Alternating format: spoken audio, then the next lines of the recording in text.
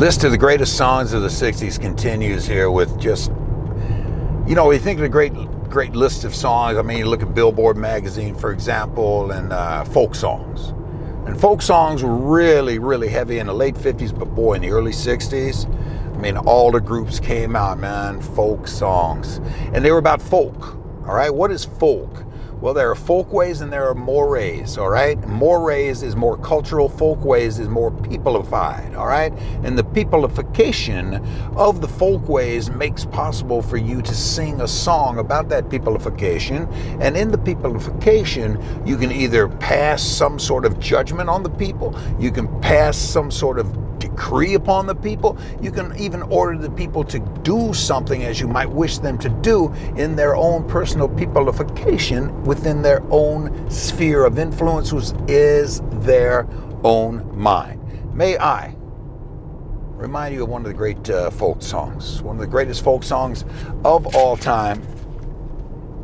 If I had a hammer, I'd hammer in the morning, I'd hammer in the evening, all over this land. I'd hammer out danger, I'd hammer out warning, I'd hammer out love between my brothers and my sisters. Oh, how, over the line, hey, who. See, I put the Trini Lopez version in there at the end with the who, because Trini had the guts to put the who in there when Peter, Paul, and Mary didn't. But that's just me thinking askantly, if you would, please. How about this great folk song? My goodness, and all these had. Well, this was really a Boston-based type of folk song, the Kingston Trio. Hang down your head, Tom Dooley, hang down your head and cry. Hang down your head, Tom Dooley, poor boy, you're bound to die. And everybody was Tom Dooley, because you might ask, who is Tom Dooley? Well, be duly aware of the fact that Tom is you, all right? Hang down your head and cry. Why? Because you are living in a society that blows big time. Now, that's SMASHanese for meaning things ain't going your way.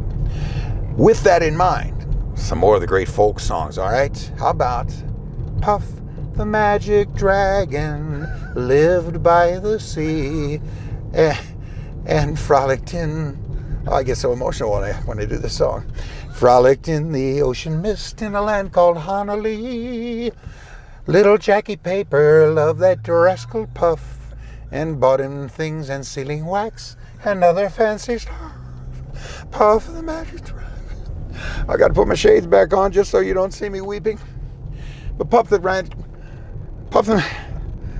Magic Dragon, a lot of people think was about drugs, but not for me. Puff the Magic Dragon was, for those days, I, as a young asthmatic, couldn't get my breathing right, and I would start dragging. And what I needed was magic. And that magic was the thing that brought me to. And back then, they didn't have inhalers like they have nowadays.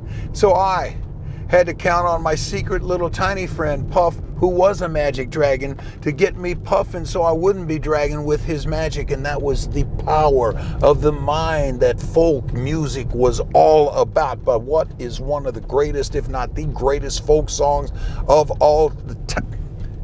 You know what it is. Bob Dylan I'm talking about, of course. And the song goes a little something like this.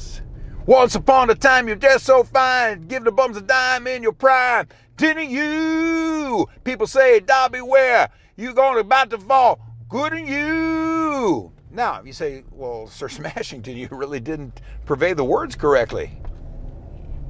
Does Bobby D? I don't think so. That's Dylanese. This is SMASHanese that I talk right here. Learn the language, and growth will indeed associate with you. Do not learn the language, you shall be left in a dust of your own flanks. And with that, you will wonder whatever happened to you.